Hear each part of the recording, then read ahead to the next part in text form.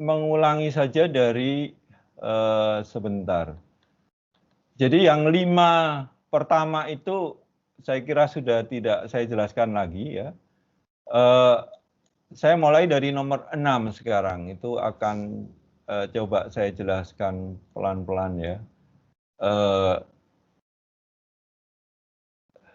Ini semua saya ambil dari bukunya Harry Gensler ya. Jadi kalau Anda ingin melihat ya sebenarnya itu ringkasan itu Anda bisa membaca langsung dalam bahasa Inggris itu dari bab 4 chapter 4 dari Harry Gensler dari halaman 55 ya. Jadi buku yang ini ya.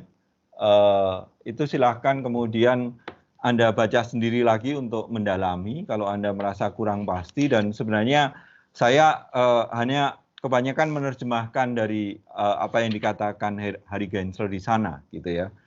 Jadi itu dia menjelaskannya informal fallacies itu dari halaman 59 sekarang ya. Jadi setelah 5 yang pertama dia mengatakan bahwa ya 5 yang pertama itu adalah ya kaitannya dengan persoalan sirkular, ambiguous, lalu appeal to emotion, dan beside the point dan Stroman itu semuanya bisa dilihat bahwa melanggar syarat yang pertama bahwa kesalahan naratif bisa terjadi kalau ada makna ganda dan sebagainya atau pemikirannya sirkular dan sebagainya seperti itu. Nah, dia kemudian mengatakan bahwa sekarang ada beberapa, dia membaginya menjadi tiga kelompok ya, dan kelompok yang pertama itu dia mengatakan bahwa kelompok ini saya kelompokkan karena kemudian 6 fallacy dari nomor 6 berarti sampai nomor 6, 7, 8, 9, 10, 11 itu 6 itu adalah kesalahannya dijadikan satu kelompok karena itu adalah kita bisa melihatnya antara premis dan konklusi itu substansinya itu tidak ada hubungannya begitu loh, tetapi yang dipakai adalah untuk mengambil kesimpulan itu bukan dari substansinya tetapi dari sesuatu yang lain gitu ya. Nah, yang pertama ini adalah appeal to crowd, itu adalah ya ini menggunakan pendapat umum gitu ya, apa yang dipercayai oleh masyarakat umum, oleh rakyat itu dianggap sebagai otomatis sesuatu yang benar. Maka ya seringkali argumen semacam ini itu dibuat untuk menghasut massa atau rakyat gitu ya. Nah, jadi seperti ini. Jadi saya tunjukkan kesalahan nalarnya di mana. Gensler mengatakan bahwa appeal to crowd itu adalah bahwa kalau most people believe A, kalau kebanyakan atau sebagian besar orang itu percaya akan A, maka kemudian kesimpulannya itu adalah bahwa A benar. Padahal itu kan tidak bisa dipakai sebagai dasar untuk menyimpulkan kan. A benar itu kenapa? Ya karena bukan karena banyak orang yang percaya bahwa itu benar, banyak orang yang yakin bahwa itu benar, tetapi bahwa memang itu sesuai dengan fakta misalnya begitu kan. Ada hal-hal yang orang banyak itu mengatakan atau yakin bahwa itu benar tetapi ternyata salah berdasarkan tidak kesesuaian dengan fakta misalnya. Jadi kesesatan nalarnya adalah bahwa yang dipakai sebagai kesimpulan itu bukan substansinya tetapi bahwa sesuatu yang lain, dan sesuatu yang lain itu adalah kebanyakan orang percaya akan A. Jadi itu formatnya seperti itu. Formatnya itu adalah bahwa jadi yang membuat suatu kesimpulan itu bukan substansinya tetapi sesuatu yang lain, dan di sini sesuatu yang lain itu adalah pendapat dari kebanyakan orang atau pada umumnya pendapat umum, katakan seperti itu ya. Maka kemudian contohnya, ya sekarang misalnya kita bicara dengan para perokok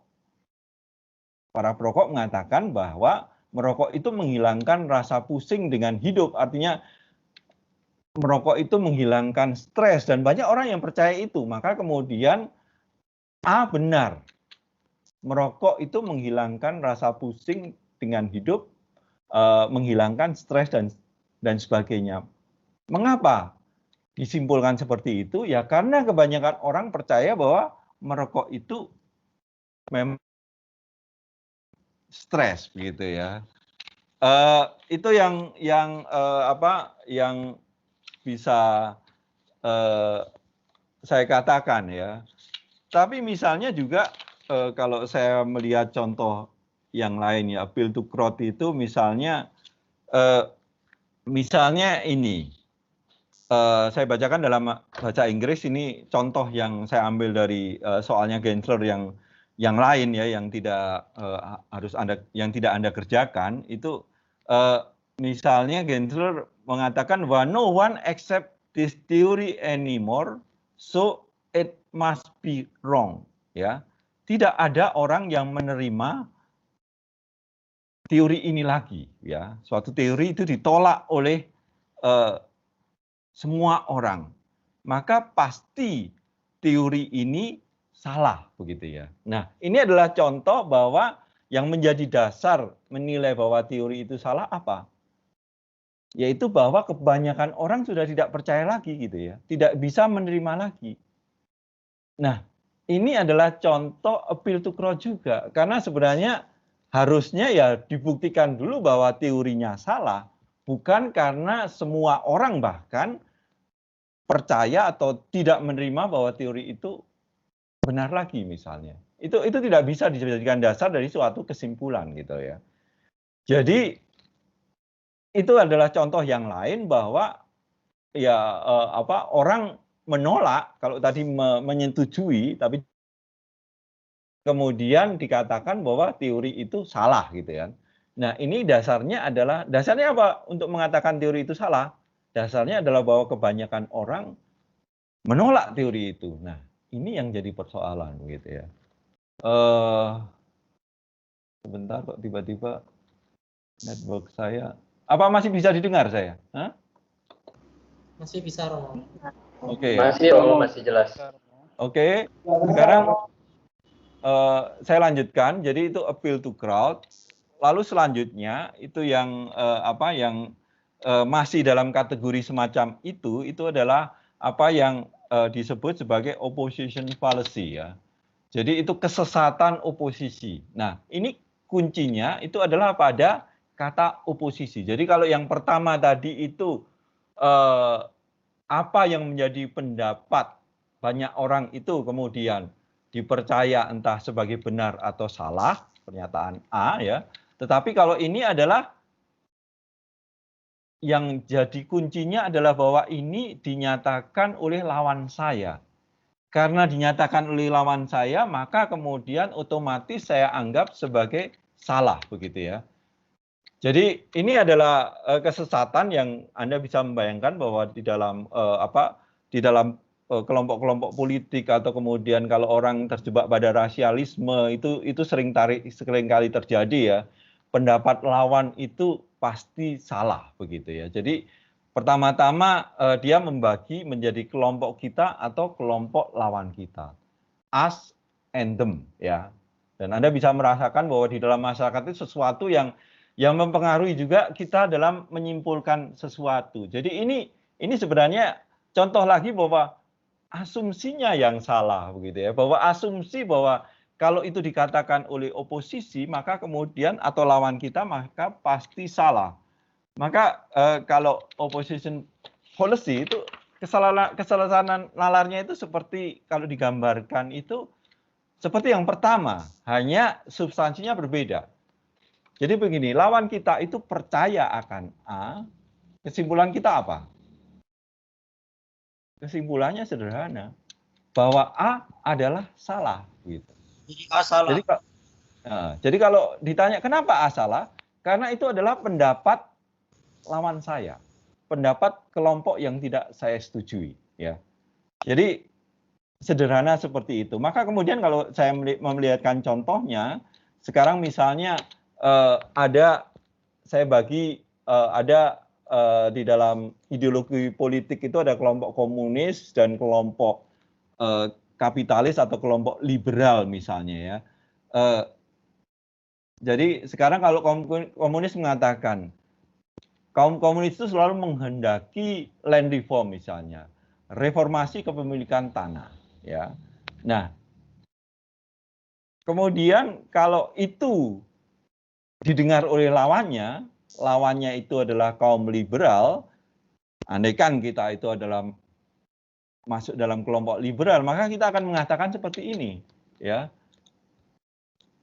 Jadi kita harus menentang tindakan reformasi kepemilikan tanah. Artinya reformasi kepemilikan tanah itu salah.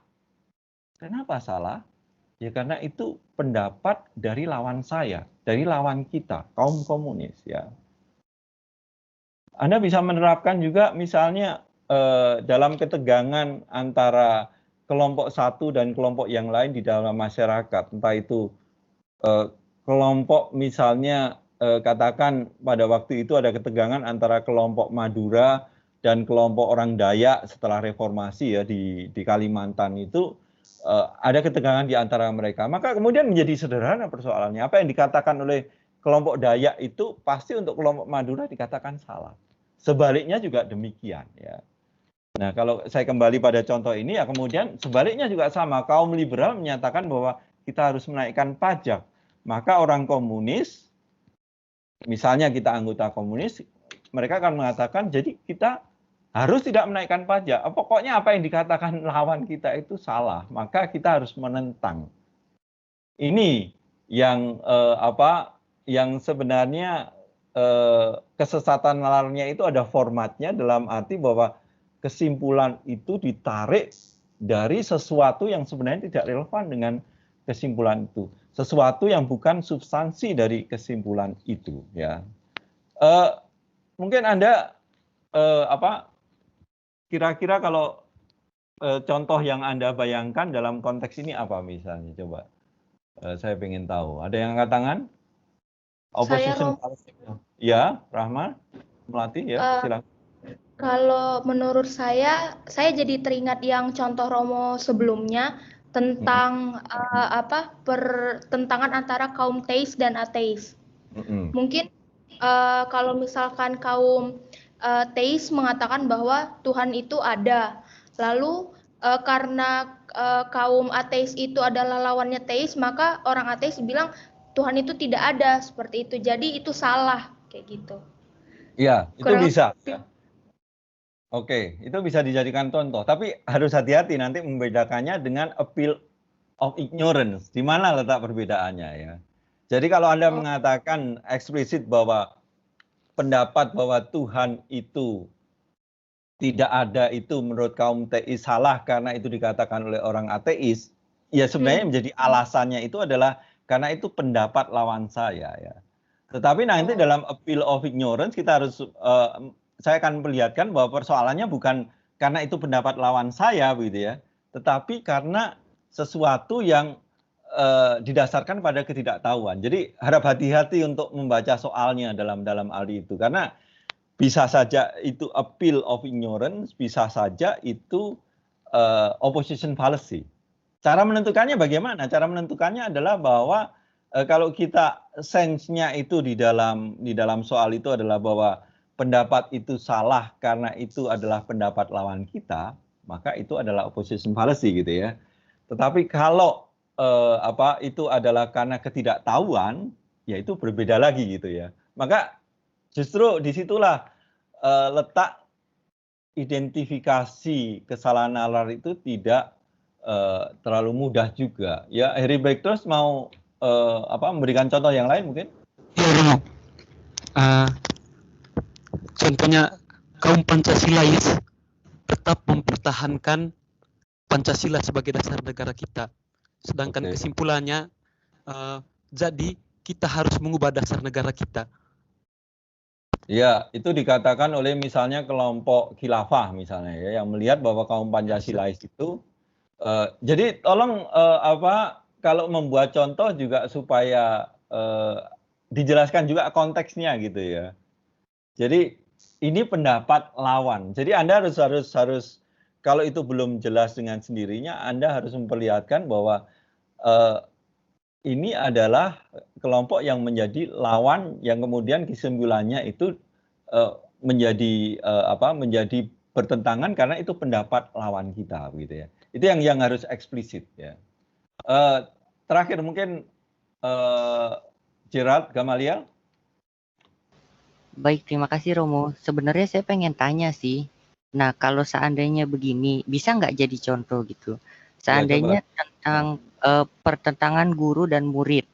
Nah, ini kan yang kadang-kadang unik gitu ya. Jadi kalau seandainya guru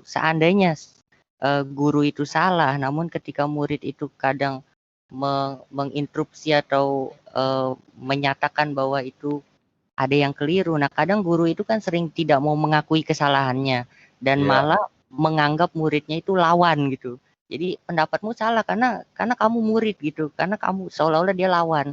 Nah, itu apakah bisa jadi salah satu contoh, Romo? Kalau saya tidak mengatakan bahwa hubungan guru dan murid itu oposisi gitu ya. Itu adalah hubungan yang kemudian nanti akan kita lihat bahwa itu lebih masuk pada appeal to authority ya. Artinya karena guru itu kemudian menyalahkan muridnya ya karena dia punya kekuasaan dan itu kemudian kekuasaan itu dipakai untuk menekan, untuk mengancam dan sebagainya. Jadi nuansa itu langsung kuat pada hubungan guru dan murid gitu ya.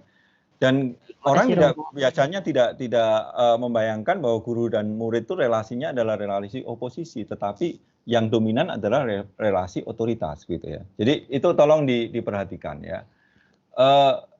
Baik, saya harus melanjutkan ya. Maaf, dua penanya yang lain mungkin menunda dulu. Nanti kalau masih relevan, nanti saya beri kesempatan untuk untuk bertanya ketika keenam atau hal ini atau kita nanti masuk pada contoh yang lain ya. Oke, sekarang yang agak sulit kemarin juga saya menjelaskannya mungkin masih kurang dipahami itu adalah yang berikutnya ini, yaitu genetic fallacy ya, kesesatan genetis ya. Genetis itu sebenarnya yang dimaksud di sini itu lebih pada asal usul dari suatu pendapat gitu ya. Jadi kalau kita bicara tentang genetika, tentang genetika dalam arti ini, itu adalah ya asal usul dari pendapat itu dari mana ya? Misalnya dari kelompok tertentu begitu ya. Dan kemudian kita punya a priori terhadap kelompok itu gitu ya. Kemudian kita percaya bahwa kelompok itu salah. Jadi ini bukan per se adalah karena dia lawan kita kemudian dia salah, tetapi asal usulnya yang membuat dia itu salah. Coba kita lihat ya. Jadi asal usul keyakinan tersebut itu yang membuat kita menolak atau menganggap salah suatu pendapat A misalnya ya. Atau asal-usul kelompok, misalnya asal-usul kelompok yang membuat pernyataan itu. Jadi kalau kesesatan nalarnya masih digambarkan oleh Gensler masih seperti tadi, ada format seperti ini ya. Kita dapat menjelaskan mengapa kamu percaya akan A. Artinya mengapa di sini itu asal usul yang membuat kamu percaya akan pendapat sesuatu gitu ya. Nah, kemudian karena kami tahu asal usulnya, maka kami menilai pendapatmu itu pasti salah begitu. Jadi ini kesalahan ini kemudian adalah intinya adalah sebenarnya menyalahkan pendapat seseorang atau kelompok ya berdasarkan pada asal usul orang atau kelompok itu. Nah, sekarang saya masuk ke Gensler ya, itu contoh yang dipakai itu sebenarnya adalah situasi seperti ini ya. Jadi seorang psikolog itu akan melihat bahwa kamu percaya akan A itu karena suatu alasan yang psikologis sikapnya ya. Dan kemudian psikolog itu langsung mengatakan, ya karena dia mengatakan bahwa dia tahu asal usul dari pendapatmu ini, maka kemudian dia menyimpulkan bahwa itu salah, begitu ya. Nah, ini persoalan yang mau diangkat oleh Gensler di sini adalah, ya orang yang mempelajari psikologi secara tidak mendalam itu mungkin menolak pandangan orang lain dengan cara seperti di atas.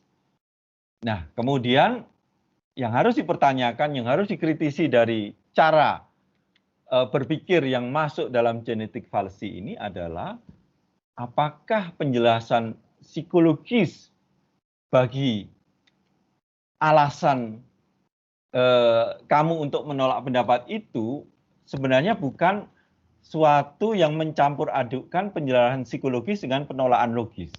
Jadi ini mengacu langsung pada contoh tentang psikolog ini, begitu ya. Tetapi ini bukan satu-satunya contoh. Saya akan memberikan contoh yang lain supaya ciri dari genetic fallacy ini menjadi lebih jelas untuk Anda. Jadi sebenarnya kalau kita mau menunjukkan suatu keyakinan itu salah, itu kita harus bertitik tolak dari substansi keyakinan itu. Yang mengapa pendapat itu salah? Bukan karena asal usul dari mana pendapat itu kita dapatkan, gitu ya. Jadi bukan berdasarkan pada bagaimana keyakinan itu muncul, bukan berasal dari asal usul dari keyakinan itu, gitu ya. Nah, sekarang saya tunjukkan contoh yang lain dari genetic fallacy ini. Itu misalnya begini ya. Ini dari contoh Gensler juga ya. The Equal Right Amendment was foolish because its feminist sponsor were nothing but braless bubbleheads. Artinya, saya coba terjemahkan ya, amandemen tentang persamaan hak-hak asasi manusia itu oleh orang yang mengatakan ini, dia mengatakan bahwa itu adalah pendapat yang bodoh, ya, pendapat yang ya sudah harus dibuang saja. Mengapa? Karena ya kita bisa bayangkan ya bahwa sponsornya itu adalah kaum feminis misalnya, yang mengatakan bahwa hak-hak kaum wanita itu harus disetarakan dengan hak-hak kaum pria. Maka kemudian mereka mengatakan bahwa karena ini pendapat itu adalah pendapat dari para feminis, maka pendapat ini salah. Kenapa? Ya karena para feminis itu menurut dia itu adalah ya orang-orang yang keras kepala dan kemudian bahkan dengan kasar dikatakan bahwa itu orang-orang yang ya artinya tidak punya pikiran gitu ya. Braless bubblehead itu maksudnya adalah orang-orang yang keras kepala yang memaksakan kehendaknya saja begitu, dalam arti itu ya.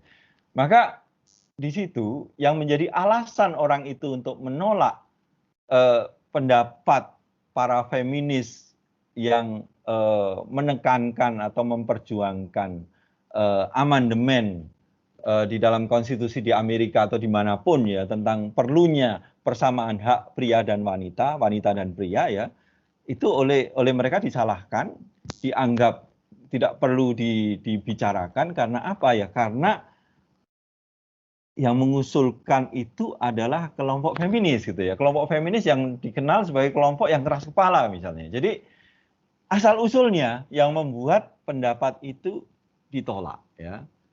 Contoh satu lagi, dan ini kadang-kadang memang genetic fallacy itu kadang-kadang memang sangat dekat misalnya dengan false stereotype ya, nanti akan kita pelajari juga ya. Tetapi coba saya lihat contohnya sini nomor 54 ya. Oh ya. 54 itu seperti ini. That car can be any good since it was made in Detroit. Artinya ini pendapat yang mungkin di Amerika make sense ya. Artinya bahwa mobil itu tidak mungkin baik gitu ya. Kenapa? Karena itu dibuat di Detroit, dan Detroit dikenal sebagai daerah yang tidak bisa memproduksi misalnya mobil dengan baik gitu ya. Maka kemudian ini adalah persoalan pertama, persoalan ini juga bisa dikembalikan sebagai karena asal usulnya dari Detroit. Maka kemudian karena dan Detroit itu dikenal sebagai tidak bisa membuat mobil yang baik, maka pasti mobilnya jelek begitu ya.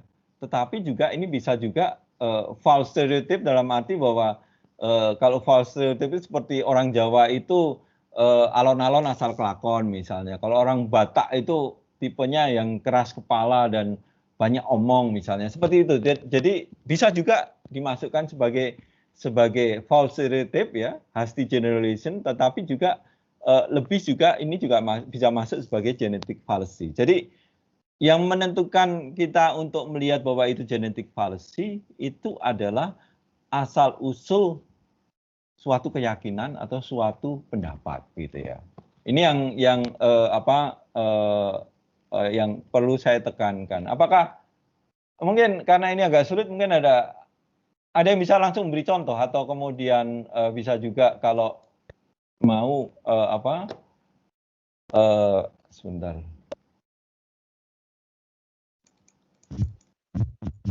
Saya Romo. Ya, siapa ini? Deri. Ya, jadi gimana? Roberto. Ya, oke, silakan. Jadi memang saya masih bingung dengan kesesatan bernalar nomor 8 ini. Ya. Dan saya mencoba untuk memberi contoh. Ya, silakan.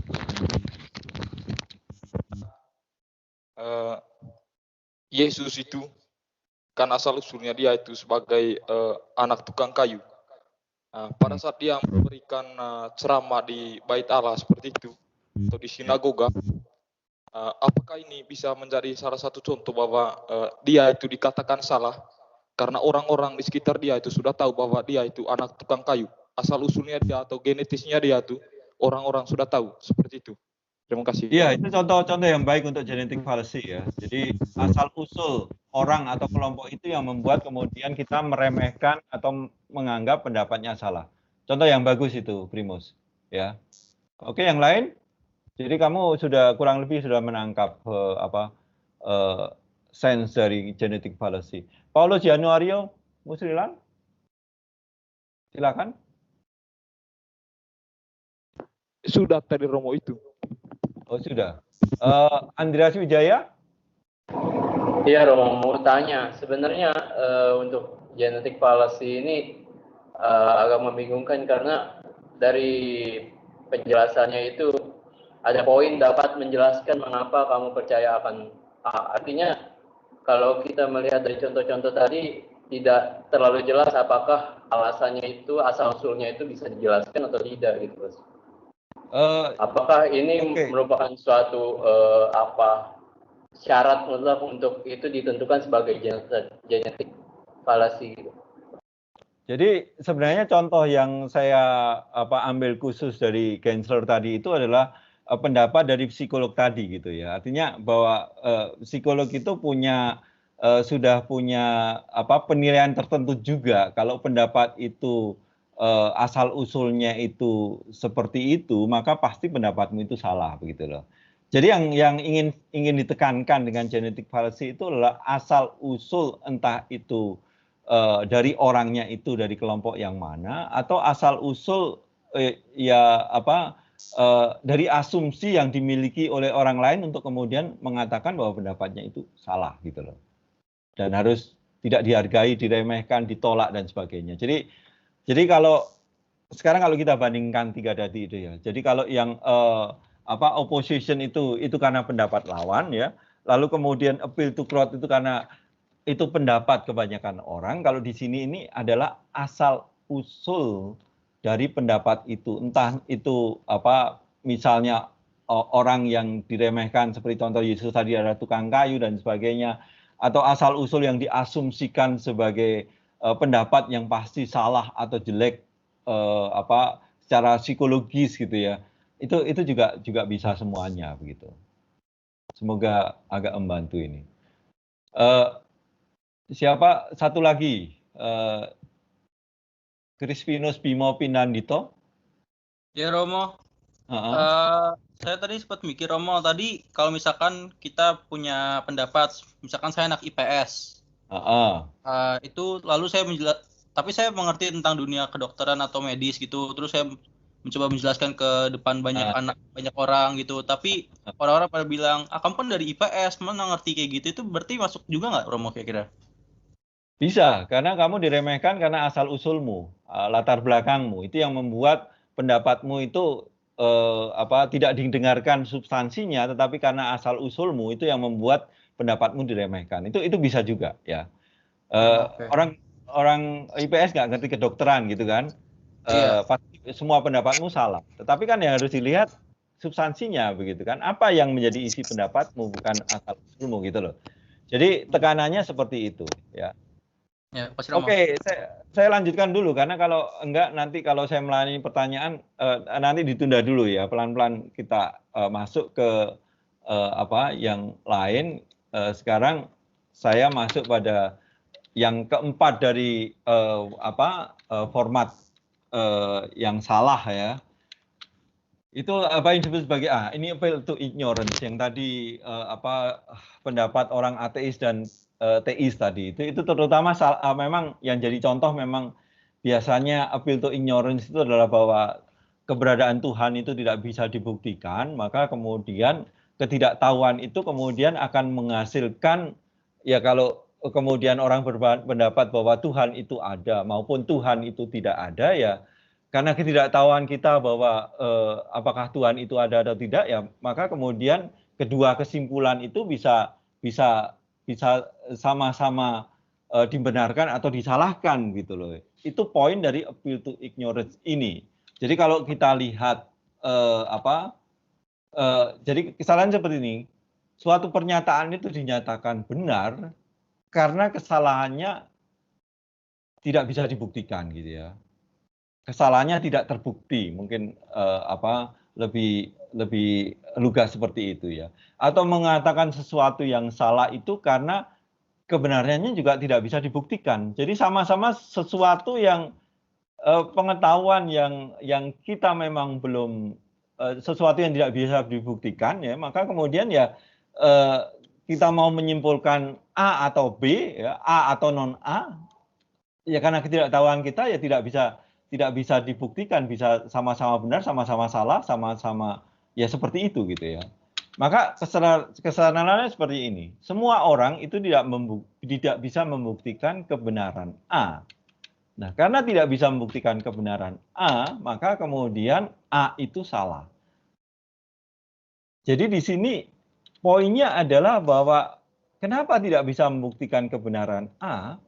Ya karena kita tidak tahu apakah A itu benar atau salah, begitu loh ya. Jadi kalau kemudian disimpulkan bahwa A itu salah, ya belum tentu, karena bisa juga A itu benar gitu loh ya. Sebaliknya juga begitu. Semua orang tidak bisa membuktikan kesalahan A, sama saja. Kalau disimpulkan dari situ bahwa A adalah benar, ya ini kita masuk pada appeal to ignorance ini, karena A bisa salah, bisa benar gitu ya. Itu yang artinya dua-duanya itu mungkin. Kenapa dua-duanya mungkin? Ya karena halnya itu tidak bisa kita ketahui gitu ya. Maka kemudian ya itu tadi contohnya kalau yang ini adalah contoh bahwa appeal-nya itu bukan karena kita itu pendapat lawan kita ateis dan teis, tetapi lebih pada seolah-olah itu substansi, tetapi substansinya itu berdasarkan pada sesuatu yang tidak bisa diketahui. Maka kemudian karena berdasarkan pada sesuatu yang tidak bisa diketahui, ya sebenarnya tidak bisa disimpulkan apa-apa gitu loh ya. Misalnya seperti ini, manusia telah berusaha berabad-abad untuk membuktikan eksistensi Allah. Namun tidak ada yang berhasil membuktikan, kenyataannya kan seperti itu. Maka kemudian orang ateis akan mengatakan bahwa Allah itu tidak ada. Dalam hal ini mereka bukan mengatakan bahwa kamu itu, saya ateis dan kamu teis, maka saya mengatakan karena kamu lawan saya pendapatmu salah. Bukan itu, tetapi dari sesuatu yang sama-sama tidak bisa diketahui, kemudian orang ateis mengatakan bahwa Allah itu tidak ada. Begitu. Tapi sebaliknya juga sama. Manusia telah berusaha berabad-abad untuk membuktikan bahwa Allah itu tidak ada. Orang ateis berusaha membuktikan itu, tapi tidak ada yang berhasil membuktikan juga kan. Maka orang ateis mengatakan bahwa Allah itu ada. Karena apa? Karena ya orang tidak bisa membuktikan bahwa Allah itu tidak ada. Jadi di sini yang harus menjadi dasar dari kita kemudian artinya suatu pendapat itu masuk dalam appeal to ignorance ya karena menyangkut karena berdasarkan pada ketidaktahuan kita gitu ya. Karena kita ignorance terhadap hal itu. Ada atau tidak adanya Allah itu, ya makanya orang akan bilang ya itu masuk pada bukan pada soal pengetahuan, tetapi pada keyakinan gitu ya. Nah, sekarang kalau bukan tentang tentang contoh yang lain apa appeal to ignorance itu ya. Ini saya coba lihat di sini. Nah, ini misalnya seperti ini. Jadi tidak hanya persoalan ketidaktahuan itu tidak hanya berdasarkan pada ketidaktahuan akan Allah. Misalnya contoh seperti ini ya. This man is probably a communist. Orang ini sangat mungkin dia adalah seorang komunis. Kenapa? Dikatakan bahwa after all, nothing in the files disprove his communist connections ya. Jadi ini misalnya ada seorang penyelidik yang dari negara kapitalis ya, dari negara barat yang mengatakan bahwa ya orang ini sangat mungkin dia adalah komunis. Kenapa?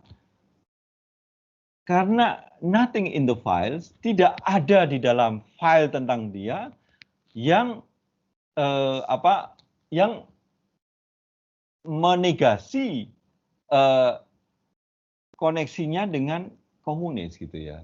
Jadi karena tidak ada negasinya, maka kemudian pasti atau sangat mungkin dia itu adalah seorang komunis. Jadi ini adalah sesuatu yang orang itu tidak tahu, dan kemudian dari ketidaktahuan itu dia menyimpulkan sesuatu. Belum tentu juga. Kan karena dia tidak tahu bahwa dia tidak bisa, dari filenya itu tidak bisa dibuktikan bahwa dia itu bukan komunis, ya bisa saja dia memang bukan komunis gitu kan. Nah, itu yang appeal to ignorance itu bisa seperti itu juga. Contoh yang lain saya kasih yang kedua yaitu we don't know how the first form of life could have emerged by natural causes from the primeval chemical soups that cover the earth. So we must assume that they didn't emerge by natural causes, so they had to have had a divine origins. Artinya seperti ini ya. Kita tidak tahu bagaimana, ini berbicara tentang teori evolusi yang modern ya, kita tidak tahu bagaimana bentuk pertama dari kehidupan itu bisa muncul dari alasan-alasan natural, misalnya dari amalgam atau percampuran kimiawi pada masa awal yang saat itu ada di bumi gitu kan. Ya artinya begini ya, kita kan tidak tahu sebenarnya kehidupan itu mulai dari mana ya. Kan kehidupan itu mulai dari satu sel misalnya ya, dan itu memang tetapi tidak ada bukti yang cukup bahwa dari benda mati itu tidak tiba-tiba ada kehidupan gitu ya. Nah, itu kan tidak bisa dibuktikan gitu ya. Maka kemudian kalau sekarang misalnya pendapat ini adalah pendapat dari orang beragama, lalu dia mengatakan bahwa kita harus mengasumsikan bahwa kehidupan itu tidak muncul dari sebab-sebab yang natural. Nah, karena tidak bisa dibuktikan bahwa itu tidak muncul dari sebab yang natural, maka dia terlalu kemudian cepat mengambil kesimpulan, berarti kalau begitu kehidupan itu berasal dari karena campur tangan yang ilahi, karena ada Allah di sana, begitu ya. Nah, ini juga berdasarkan pada suatu ketidaktahuan, kemudian orang terlalu mudah menyimpulkan sesuatu. Itu persoalan dengan appeal to ignorance ini sebenarnya ya. Baik, mungkin ada yang bertanya dulu mengenai hal ini. Ya, Gabriel. Gabriel Deman. Si Romo, ini saya hanya mau bertanya soal appeal to ignorance, Romo. Ya. Saya mau kasih gambaran sedikit saja. Banyak orang atau banyak peneliti-peneliti yang sudah membuktikan atau meneliti tentang bumi itu bulat, Romo. Ya. Namun sampai sekarang tuh kita masyarakat atau orang-orang tuh tidak percaya akan hal itu, Romo. Tapi mereka lebih percaya ke Alkitab yang menyatakan bahwa bumi itu bulat, Romo. Nah, menurut Romo, apakah itu merupakan salah satu contoh dari kesalahan nalar ini, Romo? Oh, bukan ya. Karena ya kalau mereka tetap tidak percaya karena itu bertentangan, fakta itu bertentangan dengan keyakinan mereka, itu bukan persoalannya bahwa ada ketidaktahuan di sana ya.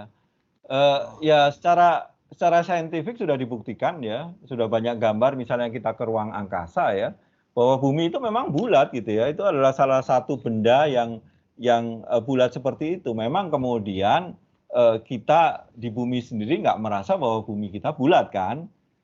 Iya, Romo. Sepertinya sepertinya datar gitu ya. Apalagi kemudian mereka mengacu pada keyakinan agamanya bahwa bumi itu datar, maka kemudian itu yang dia pakai. Itu bukan appeal to ignorance ya. Dalam hal ini itu bukan contoh appeal to ignorance. Kalau ignorance itu ya karena semua orang tidak tahu gitu ya.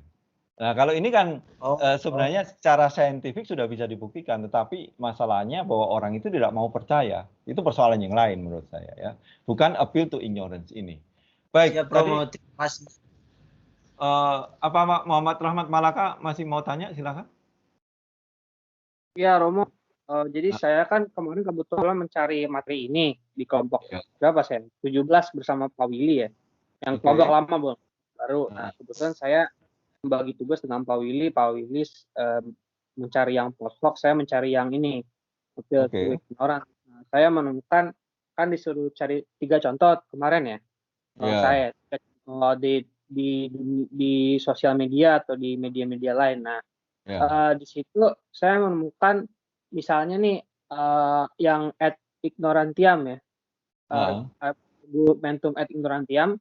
Saya menemukan misalnya kayak tweet-tweetnya Trump, karena Trump kan tuh banyak tuh kesan Amerikanya. Saya misalnya dia bilang begini, saya menemukan dari informasi yang sudah kredibel, tapi tanda kutip ya. Dari orang yang sudah kredibel tanda kutip bahwa Obama melakukan penipuan gitu. Nah, ini menurut saya argumentum ad ignorantiam. Karena kalau berdasarkan yang saya lihat di sini, kita pada dasarnya membenarkan atau menyalahkan sesuatu yang tolak ukurnya belum jelas gitu, menurut saya begitu. Jadi kan di sini kan tolak ukurnya tidak jelas, siapa orang yang benar-benar memberikan itu tidak jelas. Tapi Trump sudah menuduh Obama bahwa dia melakukan penipuan, sudah membenarkan bahwa Obama memang melakukan penipuan. Apakah itu masuk, Romo? Saya kira yang masuk dalam kategori appeal to ignorance itu adalah seringkali kalau Anda pernah mendengar teori-teori konspirasi ya, itu adalah appeal to ignorance ya. Itu teori-teori itu berdasarkan pada sesuatu yang sebenarnya secara faktual itu tidak bisa dibuktikan gitu ya. Maka kemudian kan teori konspirasi itu selalu bisa A atau non A itu sama-sama punya kans untuk menjadi benar gitu ya. Dan tidak bisa disalahkan, tidak bisa dibenarkan gitu ya. Karena buktinya, maka kalau appeal to ignorance selain juga persoalan Tuhan dan sebagainya, Anda bisa menemukan pada teori-teori konspirasi itu pasti seperti Trump ya, jelas sekali dia adalah seorang penganut teori konspirasi yang luar biasa gitu kan. Tetapi ya kita merasakan bahwa yang beredar di masyarakat itu kan efektifnya lewat teori konspirasi itu gitu loh. Dan ini memang appeal to ignorance itu sebenarnya banyak digunakan oleh banyak pihak untuk mempengaruhi masyarakat supaya punya keyakinan tertentu yang sebenarnya dasar faktualnya itu tidak ada gitu loh ya. Itu yang saya kira appeal to ignorance itu Anda ya kalau Anda kemudian mengacu pada teori-teori konspirasi pasti Anda akan menemukan cukup banyak halnya gitu ya. Banyak contoh dari appeal to ignorance ini. Ya. Oke. Terima kasih Romo. Ada lagi? Satu lagi lah saya sebut yang belum belum tanya tadi ya, Yosua Lombardo, itu betul Romo. Ya. Betul Romo. Terima kasih ya. Saya Tian, bukan Lombardo Surya. Oke. Saya bermaksud memberikan contoh, tetapi saya pesimis juga apakah ini contohnya benar. Ya, maka kalau misalnya ternyata contoh yang saya beri itu salah, maka semoga itu menjadi pertanyaan dari saya juga untuk Romo, apakah itu bisa juga. Itu mengenai yang poin nomor 9 ini, yang mau saya angkat itu soal pernyataan dari Rocky Gerung yang mengatakan bahwa kitab suci itu fiksi. Dan sampai akhirnya kan, semua orang itu tidak bisa membuktikan bahwa pernyataan itu salah gitu kan. Bagaimana itu? Ya itu lagi, si Rocky Gerung ini ahli filsafat juga ya. Dan dia sangat pandai menggunakan logical fallacy ini, saya kira cukup sadar juga. Karena logical fallacy itu jangan dibayangkan bahwa ini dibuat oleh orang-orang yang ignorance gitu, orang-orang yang tidak tahu tentang logika gitu. Justru orang yang tahu logika itu menggunakan itu sebagai alat yang efektif gitu ya. Dan saya kira dalam pendapat Rocky Gerung tentang kitab suci fiksi ya bisa kemudian dimasukkan bahwa dalam kategori kalau saya ngambil sebagai bagian dari ketidakjelasan dari asumsinya sebenarnya ya, ketidakjelasan dari dari asumsi bahwa ya memang kitab suci itu dalam arti tertentu bukan sesuatu yang faktual ya, bukan cerita tentang narasi yang langsung seperti sains ya. Dalam arti itu kan dia mau mengatakan bahwa kitab suci itu kemudian dia masukkan sebagai bagian dari fiksi begitu ya. Dan kemudian di situ dia sebenarnya kalau saya sih itu bukan appeal to ignorance menurut saya ya.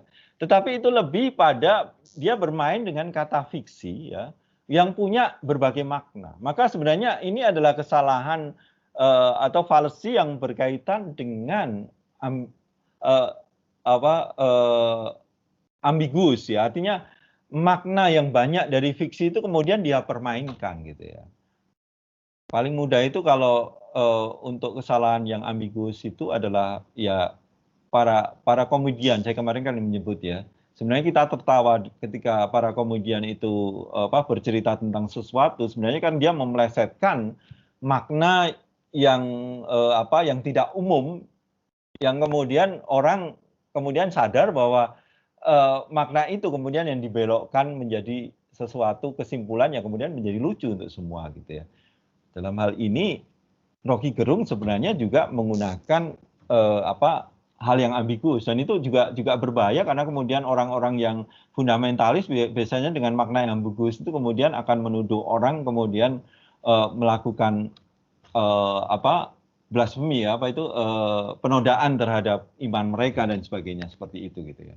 Jadi saya lebih mengkategorikannya ini bukan appeal to ignorance kalau dalam contoh Rocky Gerung yang tentang fiksi ini, tetapi itu lebih menggunakan ambigus ya.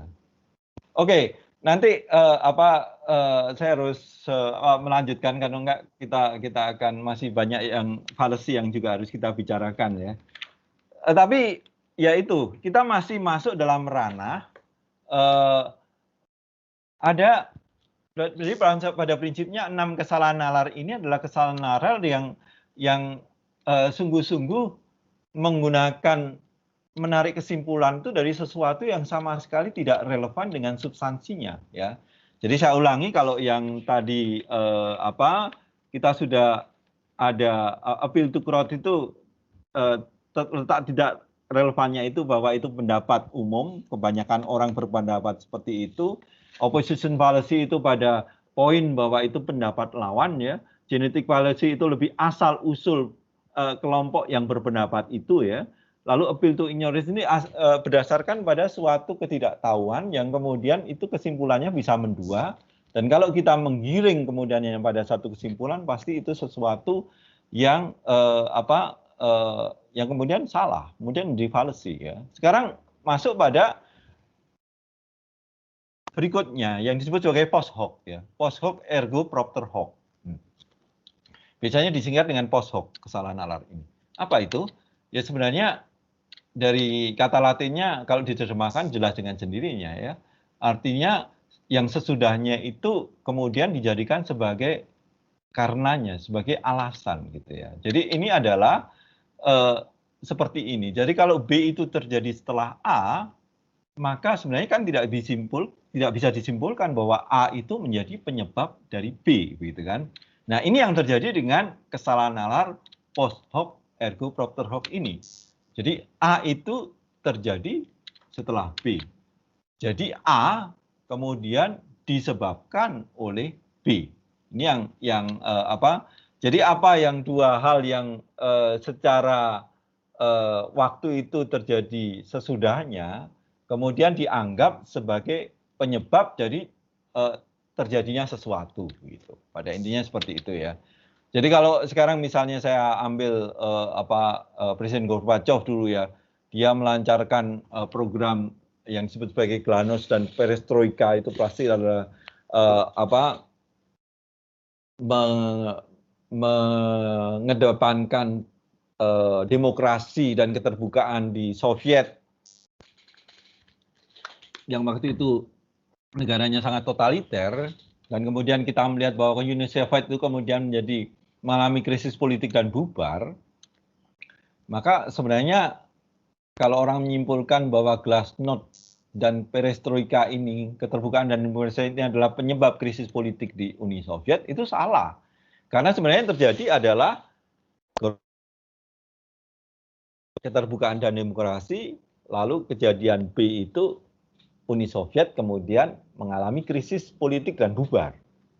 Dua hal yang terjadi, yang B terjadi sesudah A, tetapi kita tidak bisa menyimpulkan bahwa mengapa B ini terjadi ya karena faktor A itu. Itu harus lebih hati-hati dikatakan gitu ya.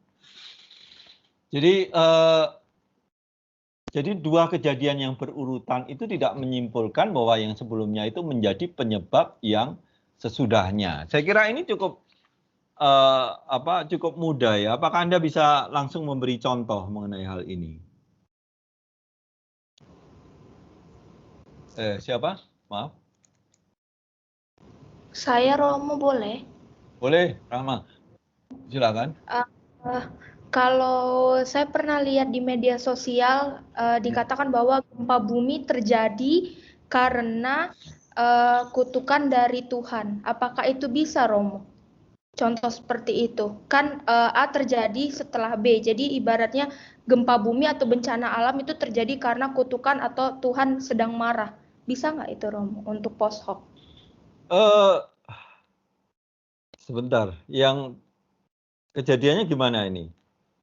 Kejadiannya mungkin ibarat gempa bumi, ya. Iya, ada gempa bumi. Itu tidak langsung sebagai post hoc, itu bukan contoh yang langsung bisa kita simpulkan sebagai post hoc ergo propter hoc ya, karena lebih mudah itu kalau misalnya begini ya, misalnya Anda kemarin minum bir ya, lalu besok ada ujian logika. Ya. Hari ini Anda minum bir, besok Anda ujian logika. Lalu ujian logika Anda gagal gitu kan. Nah, kemudian orang menyimpulkan bahwa kenapa ujian logika Anda gagal? Karena Anda minum bir. Padahal ya itu kan dua kejadian yang berurutan saja. Hari ini Anda minum bir dan kemudian besok Anda gagal ujian logika. Jadi lebih Anda harus mengatakan bahwa itu ada dua kejadian yang berurutan ya. Itu tidak masuk dalam kriteria tentang gempa bumi itu kutukan dari Tuhan gitu kan. Ya kan? Itu jadi di sini ada harus Anda tunjukkan bahwa ada dua peristiwa yang berurutan, kemudian peristiwa A itu dianggap sebagai penyebab dari peristiwa B begitu ya. Apa ada yang bisa memberi contoh yang lebih baik? Saya melihat ada Adi Santosa di sini. Silakan. Ya, baik. Oh. Terima kasih. Mungkin ini setiap tahun ya, maaf kalau salah. Setiap akhir tahun masyarakat menyalakan petasan, dilemparkan ke udara. Setiap awal tahun terjadi banjir. Jadi banjir disebabkan oleh petasan. Ya, itu bisa karena dua kejadian yang berurutan kemudian dihubungkan dan padahal itu tidak ada hubungannya sama sekali. Si Pungkas tadi saya lihat angkat tangan. Silakan. 1 jam yang lalu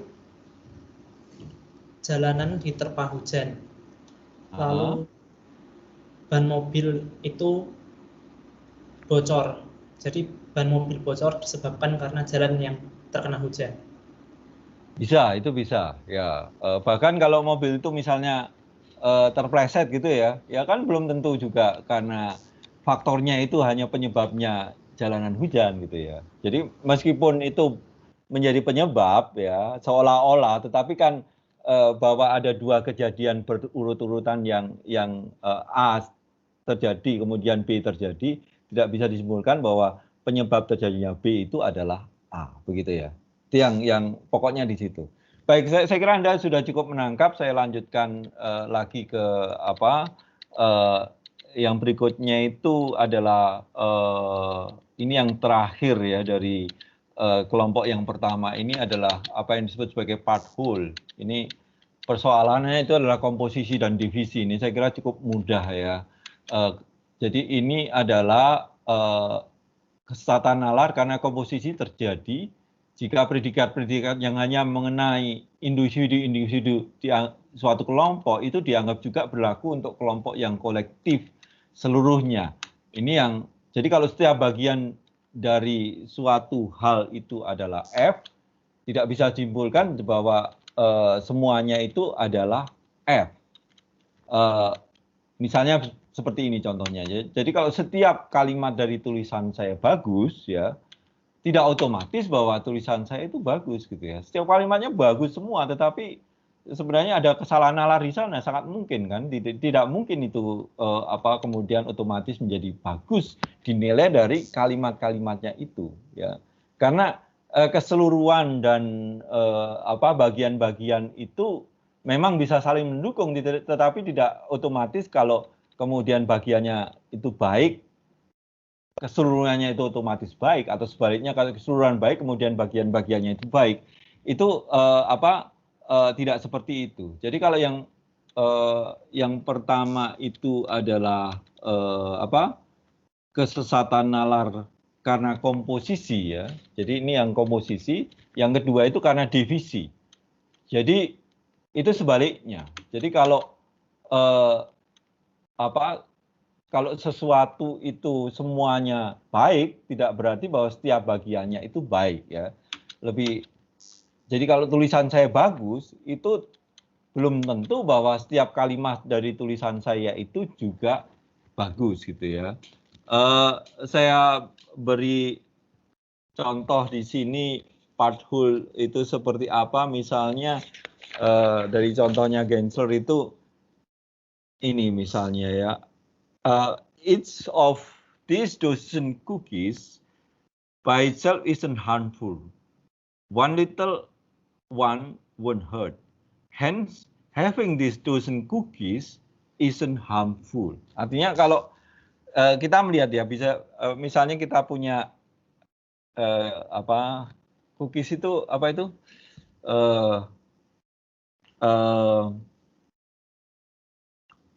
Kue yang kecil-kecil itu ya, kue kering gitu ya. Kalau kita melihat bahwa ya kue kering ini kalau kita makan satu itu tidak tidak akan membahayakan kesehatan kita lah ya. Lalu kemudian dia mengatakan bahwa oke, coba lihat kalau saya hanya makan satu, itu kan orang baik-baik saja gitu ya, tidak berbahaya bagi kesehatannya. Maka kemudian tapi kalau dia menyimpulkan, maka kalau saya kemudian mengambil keseluruhan pak yang isinya 12 kue kering ini saya makan seluruhnya, kemudian dia mengatakan bahwa itu tidak berbahaya bagi kesehatannya, ya itu belum tentu gitu ya. Kalau ambil satu memang tidak berbahaya, tapi kalau Anda ambil semua dan itu setiap hari Anda lakukan, ya kemudian misalnya Anda akan masuk pada orang yang obes yang kemudian punya masalah dengan kesehatannya, kolesterol tinggi dan sebagainya, seperti itu yang Anda tahu bahwa dia itu sesuatu yang biasa karena makanannya terlalu enak gitu ya. Maka hati-hati Anda nanti kalau sudah jadi romo, kalau jadi frater sih biasanya masih kurus-kurus ya karena makanannya masih lebih terbatas gitu ya. Jadi itu yang pathul itu seperti itu. Sekarang saya langsung masuk lagi ke jadi pada bagian yang kedua ya. Sekarang yang kedua ini ada appeal to authority, argumentum ad hominem dan pro con fallacy. Ini adalah Romo, slide-nya nggak ganti Romo di ini, itu saya. Iya. Saya ganti dulu ya. Oke. Jadi ini kita masuk ke appeal to authority. Nah, di bagian ini itu yang harus Anda perhatikan. Jadi 12, 13, 14 ya. Jadi 3 ini adalah ada bentuknya yang sebenarnya formatnya yang benar, tetapi kemudian kesalahan nalar ini tidak setia pada format yang benar itu gitu ya. Maka bentuk yang tepat sebenarnya appeal to authority itu adalah seperti ini. X memandang bahwa A, jadi ini entah itu pendapat atau teori itu benar. Nah, X itu adalah orang yang memiliki otoritas atas hal itu. Misalnya ya kalau Romanis ya punya otoritas pada filsafat ketuhanan, pokoknya filsafat pada umumnya dia punya otoritas untuk mengatakan itu, dia dipercaya orang untuk hal itu kan. Lalu kemudian konsensus dari pihak yang memiliki otoritas itu setuju dengan X. Jadi X itu bukan orang yang di dalam komunitasnya itu ya dia memang diakui punya otoritas itu. Maka kemudian kesimpulannya adalah kemungkinan besar pendapatnya tentang A itu adalah benar ya. Nah, ini bentuk yang tepat, tetapi bentuk yang kemudian menjadi fallacy di sini adalah bentuk yang sesat itu menghilangkan premis kedua dan ketiga. Jadi yang kedua dan ketiga itu dihilangkan, kemudian jadinya kan seperti ini. X, orang yang punya otoritas memandang bahwa A itu adalah benar, lalu kemudian orang menyimpulkan karena itu adalah pendapatnya Romanis, pasti itu benar gitu loh. Nah, itu yang orang akan masuk pada jebakan yang disebut sebagai appeal to authority ini gitu ya. Kerancuan karena usaha untuk memperoleh pembenaran atau dukungan suatu kesimpulan bukan didasarkan pada nilai penalarannya, melainkan karena orang yang mengemukakan itu adalah orang yang punya otoritas, berwibawa, dapat dipercaya dan seorang ahli begitu ya. Nah, ini tidak bisa gitu ya. Kesesatan itu terjadi ketika otoritas itu dipakai untuk mendukung atau suatu kesaksian untuk masalah-masalah yang bahkan kemudian di luar bidang keahlian tokoh tersebut kemudian digunakan gitu ya. Misalnya appeal to authority ini terjadi misalnya pada Henry Dunant misalnya itu dipakai sebagai ahli dalam berbicara tentang masalah-masalah politik, atau Einstein kemudian juga diambil kewibawaannya dalam menulis tentang masalah nutrisi anak balita. Jadi ini seringkali tanpa sadar itu kalau kita membuat catatan kaki seolah-olah kalau kita sudah mengutip pada orang yang terkenal seolah-olah pendapat kita itu benar. Belum tentu. Ya kita harus memperhatikan dia berbicara tentang apa, ahlinya tentang apa, dan kemudian yang harus kita perhatikan tuh ya sebenarnya akhirnya pada substansinya, bukan pada pertama-tama karena dia orang terkenal, dia orang yang punya otoritas di bidangnya dan sebagainya seperti itu yang belum tentu kemudian seluruh pendapatnya benar gitu ya. Ini appeal to authority ya, dan saya tunjukkan contoh yang dari Gensler di sini itu misalnya ini ya. Aristoteles mengatakan bahwa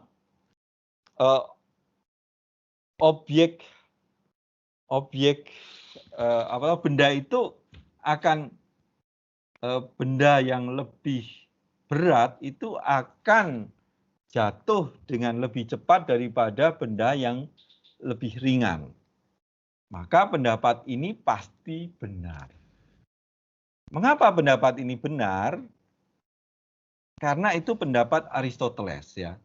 Jadi di situ letak kesalahannya adalah bahwa karena yang mengatakan Aristoteles, apapun yang dikatakan Aristoteles itu pasti benar. Belum tentu gitu loh ya.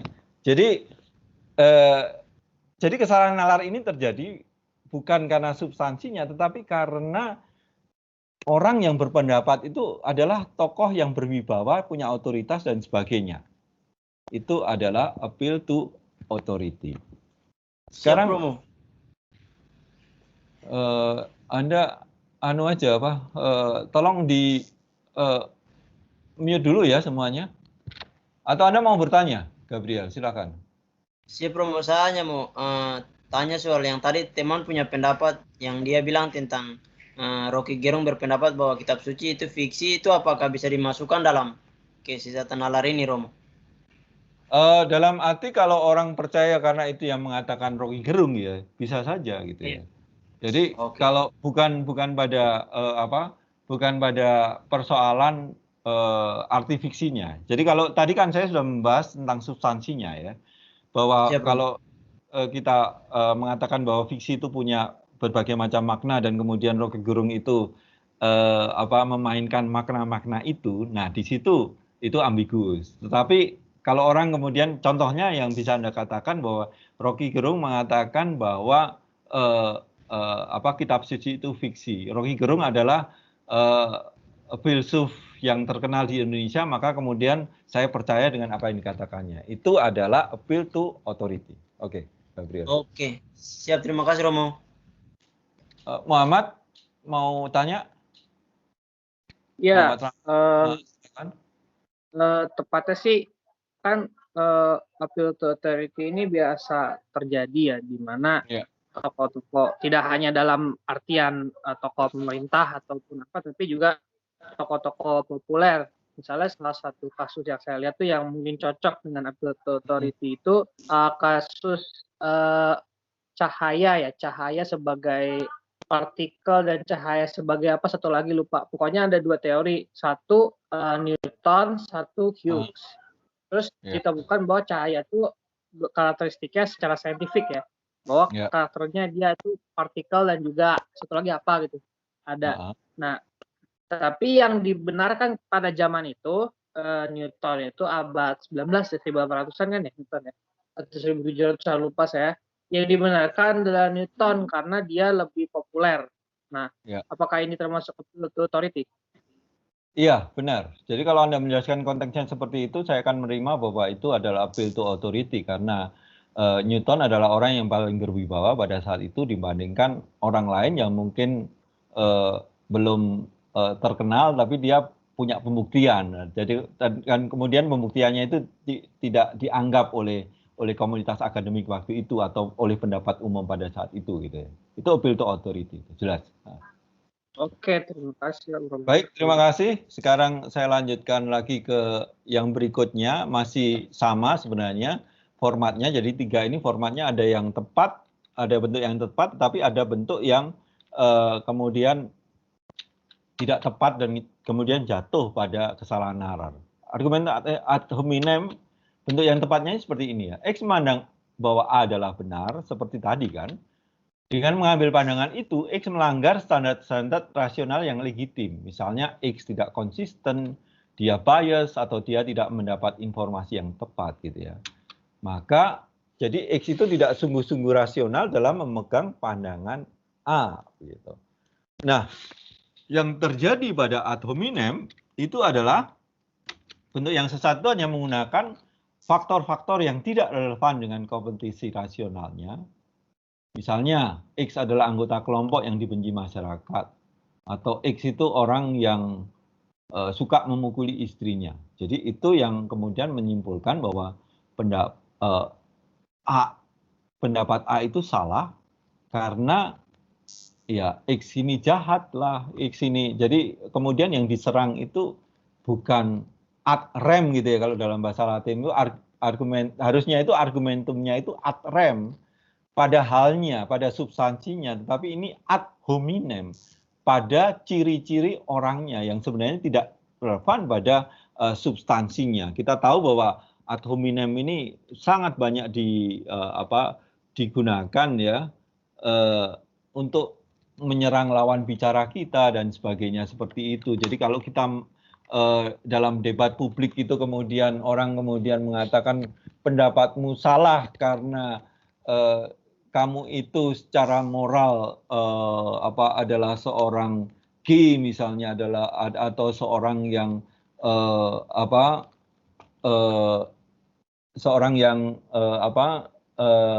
orang yang ya pokoknya orang yang jahat, orang yang tidak baik ya. Jadi penilaian moral pada orang itu yang digunakan untuk menyatakan bahwa untuk menegasi pendapatnya begitu ya. Dan ini ad hominem itu sering digunakan gitu ya. Nah, memang kemudian kadang-kadang ad hominem dan genetic fallacy kadang-kadang bisa menjadi dekat gitu ya. Bisa kemudian dalam suatu contoh itu dua-duanya bisa masuk gitu ya. Nah, ini bisa saja terjadi seperti itu. Tapi yang kalau ad hominem itu lebih pada pendapat seseorang itu dianggap salah bukan karena apa yang dia katakan, tetapi lebih karena persoalan yang lebih menjadi ciri pribadi orang itu yang dianggap entah secara moral jelek atau dan lain-lain seperti itu ya. Baik, saya kira kita banyak sekali bisa mengambil contoh ad hominem, maka kemudian saya lewati aja hal ini. Lalu kemudian kita masuk ke pro-con fallacy. Nah ini, jadi bentuk yang tepat itu sebenarnya kan seperti ini.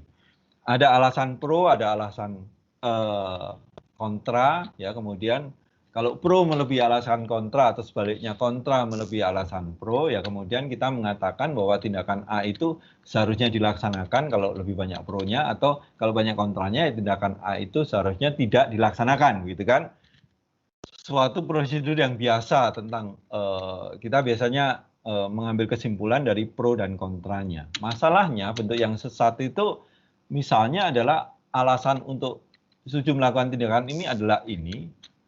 Jadi tindakan itu seharusnya dilaksanakan. Maka kemudian misalnya ini terutama adalah kesalahan nalarnya terjadi hanya menekankan pro-nya saja.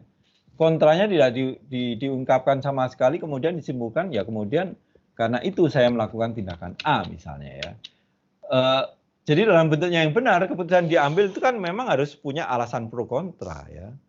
Menjadi kesesatan nalar jika kita hanya melakukan setengahnya saja, misalnya pro-nya saja untuk mengambil keputusan. Disebut juga kesesatan karena kemudian ini berpihak atau juga bahkan juga mengatur dengan curang ya. Kita lihat contohnya ya. Di sini misalnya seorang pejabat pemerintah itu hanya menguraikan keberhasilan pemerintahnya saja dengan hanya menunjukkan contoh yang baik dan menghindari contoh-contoh yang buruk. Jadi dia hanya menekankan pro-nya saja, kontranya dia buang sama sekali. Nah ini adalah orang yang kemudian memang secara sengaja menggunakan pro-confallacy ini untuk kemudian pencitraan, istilahnya seperti itu, kan hanya mengatakan bahwa dia itu orang yang unggul begitu ya. Nah, kesesatan ini biasanya juga sangat dengan kesesatan false stereotype atau hasty generalization ya. Namun kalau kita melihat bahwa pro-confallacy ini itu sebenarnya mengimplikasikan adanya kecurangan yang direncanakan dan bukan sekedar kesalahan logis yang seolah-olah tidak disengaja begitu ya. Artinya kalau false stereotype itu ya kemudian asumsi itu kita ambil begitu saja. Tetapi dalam pro-confallacy ini yang lebih dominan itu adalah bahwa orang menekankan pro-nya untuk kemudian mengambil benefit atau keuntungan dari tindakan menekankan pro itu. Maka kemudian ini adalah sesuatu yang kemudian membuat orang itu ya menutupi hal yang baik ya, hal yang buruk gitu ya. Nah, kalau kita sekarang pindah ke black and white, bisa juga disebut sebagai false dilemma. Jadi ini sudah masuk 4 yang berikutnya ini adalah hal-hal yang tidak bisa dikategorikan yang pertama dan kedua oleh Gensler ini, tetapi sesuatu yang harus kita kuasai juga ya. Black and white itu ya ini berpikir hitam putih ya. Artinya kemudian tidak melihat bahwa dunia ini juga seringkali abu-abu gitu ya. Jadi contohnya seperti ini ya. Anda berpartisipasi dalam pemilu atau Anda warga negara yang buruk. Ya, jadi 2 pilihan itu dikemukakan. Dalam perjuangan untuk kemenangan pun ini hanya ada 2 pilihan misalnya. Anda itu kawan atau lawan. Jadi 2 hal ini bertentangkan seolah-olah tidak ada jalan tengah, tidak ada pilihan yang lain ya. Anda harus ikut merokok atau Anda tidak memiliki teman. Anda logis atau emosional. Jadi 2 pilihan itu diekstrimkan dan seolah-olah ya orang harus memilih satu kemudian menolak yang lain. Dan ini sangat banyak kita lakukan ya, dalam arti bahwa cara hitam putih ini nanti akan kita lihat juga ya bahwa ini seringkali juga mengganggu karena kemudian ya kita tidak bisa melihat semuanya itu dari hitam putih saja ya. Karena dunia real itu lebih kompleks dari dikotomi sederhana hitam putih itu gitu loh. Ini yang perlu kita lihat. Makanya black and white ini adalah sesuatu yang tanpa sadar seringkali selalu kita lakukan dalam membuat penilaian. Dan cirinya black and white itu hanya ada 2 pilihan ya. Dan orang kemudian dijebak untuk hanya memiliki 2 pilihan itu. Nah, generasi false stereotype yang tadi sudah sering saya katakan ya, itu lebih pada generalisasi yang tergesa-gesa ya. Jadi samplingnya terbatas, kemudian digunakan tipikal ya. Misalnya ya kita melihat orang berambut gondrong itu penjahat misalnya ya. Jadi ini adalah ya di sini ada pendapat umum yang bekerja ya, tetapi dalam arti bahwa kemudian itu menjadi sesuatu yang digeneralisasi, padahal dengan mudah ditolak bahwa ya salah kan mendapat bahwa orang berambut gondrong itu jahat, karena kemudian kita melihat ada teman-teman kita yang berambut gondrong juga bukan penjahat begitu kan, dengan mudah dibuktikan salah begitu ya. Atau contoh yang lain, misalnya kejahatan kriminal akhir-akhir ini selalu berhubungan dengan terorisme misalnya ya, lalu kemudian selalu dihubungkan dengan terorisme, kan belum tentu juga ya. Atau mendapat semua orang Inggris kaku, atau semua orang Jawa itu selalu alon-alon asal kelakon gitu ya. Ada orang Jawa yang juga tegas misalnya ya, dan seperti itu kemudian itu adalah stereotip yang kita masukkan pada ciri-ciri kelompok tertentu. Lalu yang tadi soal guru murid ya, itu lebih appeal to force sebenarnya, bukan appeal to authority, salah saya. Appeal to force itu artinya adalah kemudian dia menggunakan dalam bahasa Latin disebut baculum ya, menggunakan tongkat untuk memaksa orang menerima pendapatnya, pada intinya seperti itu sih ya. Jadi dia itu mengancam supaya pendapatnya itu disetujui oleh pihak lain. Ada yang langsung mengancam seperti itu, misalnya seorang rejim yang otoriter mengancam warga negaranya, tetapi juga dalam yang lebih lembut misalnya juga pengusaha kaya mengatakan kepada pemilik surat kabar misalnya seperti ini, saudara pasti sependapat dengan saya bahwa peristiwa yang menimpa anak saya itu kecil artinya bagi koran Anda. Bukankah perusahaan saya setiap tahun menghabiskan jutaan rupiah untuk biaya pemasangan iklan pada koran Anda? Artinya, ya jangan diberitakan skandal anaknya ini. Kalau enggak, habis koranmu karena saya tidak pasang iklan lagi ke kamu. Nah, ini ancaman-ancaman semacam inilah yang kemudian memaksakan pihak lain untuk menerima pendapat kita.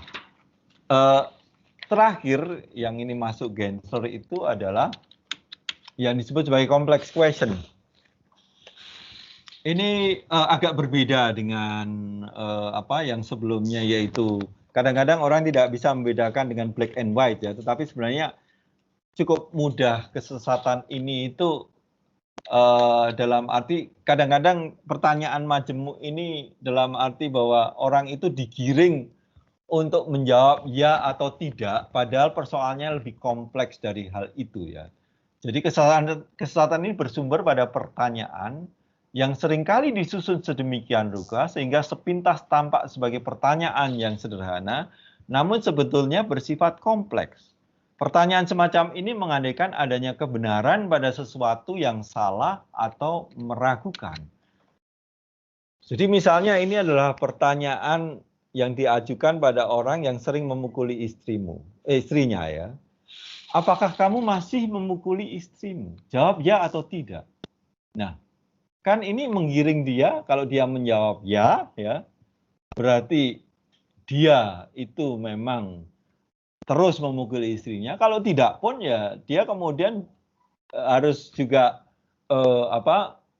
seolah-olah dia dulu itu selalu memukuli istrinya ya. Jadi pertanyaan ini sebenarnya sulit kan dijawab dengan hanya ya dan tidak. Jawaban ya mengimplikasikan bahwa dia masih memukuli istrinya ya. Tetapi tidak juga sama saja. Kan sebenarnya pertanyaan ini menggabungkan suatu pernyataan dengan pertanyaan ya. Kamu memiliki istri dan dulu biasanya memukulinya. Apakah kamu masih memukulinya sekarang? Jawaban yang memadai ya. Jadi ini apa ya, pertanyaan yang tricky ya, untuk menjebak memang complex question ini. Biasanya sering digunakan oleh pengacara untuk menjebak orang yang sedang memberikan saksi ya, supaya dengan jawabannya itu ya kemudian memberi persepsi tertentu tentang orang itu yang memang diharapkan oleh pengacara itu gitu ya. Seperti juga dalam kasus ini. Maka jawaban ya atau tidak itu bisa menyesatkan. Dalam arti complex question ini tujuannya itu menggiring orang untuk kemudian memaksa orang untuk memberikan jawaban ya atau tidak. Padahal sebenarnya dia harus diberi ruang untuk menjelaskan situasinya yang lebih kompleks begitu ya. Jadi ini setidaknya saya sudah menjelaskan 18 yang dijelaskan oleh Gensler ya, dan saya pikir ya coba Anda pelan-pelan mempelajari itu, dan caranya mempelajari memang ya pertama itu dengan mengerjakan soal-soal dari Gensler itu ya. Coba Anda kerjakan dalam kelompok, silahkan. Jadi silahkan didiskusikan bersama, bahkan kalau antar kelompok mau didiskusikan silahkan ya. Dalam arti nantinya itu 60 soal itu yang akan saya keluarkan dalam UTS gitu ya.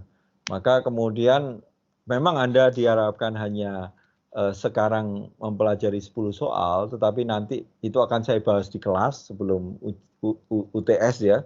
Dan kemudian Anda harus benar-benar paham 60 soal itu. Jadi nanti untuk logical fallacy sini yang akan saya keluarkan dalam ujian adalah 60 soal yang sudah Anda kerjakan ya. Jadi Anda kalau sungguh-sungguh mau memahami fallacy ini, tolong itu dikerjakan pelan-pelan oleh Anda sendiri untuk sampai memahami, untuk sampai punya sense-nya ya. Satu hal penting ya sebelum saya tutup ini adalah kenapa kita mempelajari banyak fallacy seperti ini ya. Kenapa kita perlu mengidentifikasikan fallacy seperti ini ya, karena di dalam masyarakat itu sering kali itu digunakan untuk menyesatkan kita ya. Dengan pelan-pelan mengidentifikasikan itu, punya kemampuan itu akan membuat kita lebih peka untuk ya tidak mudah percaya dengan apa yang beredar di dalam masyarakat. Oke, Gabriel, terakhir sebelum saya tutup kuliah ini karena waktunya sudah habis. Siap Romo, mau bertanya soal tugas tadi lupa Romo. Apakah contoh-contoh yang nanti kita buat itu, yang nanti kita tulis itu bisa dari pendapat kita sendiri Romo? Maksudnya kita baca, pahami dan kita buat contoh sendiri itu bisa kan Romo? Ya memang yang diharapkan seperti itu ya.